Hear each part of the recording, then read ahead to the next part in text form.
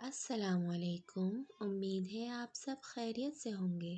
پیارے اسلام کی جانب سے آپ تمام ناظرین کو خوش آمدید۔ آج جس کہانی کو ہم آپ کے سامنے پیش کرنے جا رہے ہیں اس کا عنوان ہے طواف کی ابتدا کیسے ہوئی۔ زمین سے پہلے پانی ہی پانی تھا۔ قدرتی طور پر 2000 سال پہلے کعبے کی جگہ اس پر سفید جھاگ پیدا ہوا۔ کچھ روز میں اس کو پھیلا کر زمین کر دیا گیا۔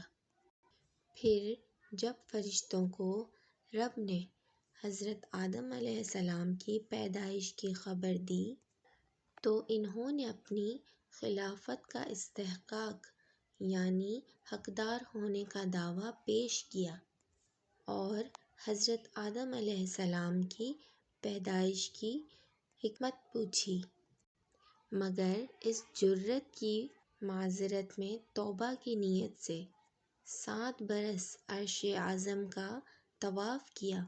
حکم الہی ہوا کہ زمین میں بھی اسی جھاگ کی جگہ نشان لگا دو جہاں میرے بندے خطا کر کے اس کے طواف سے مجھے راضی کریں گے۔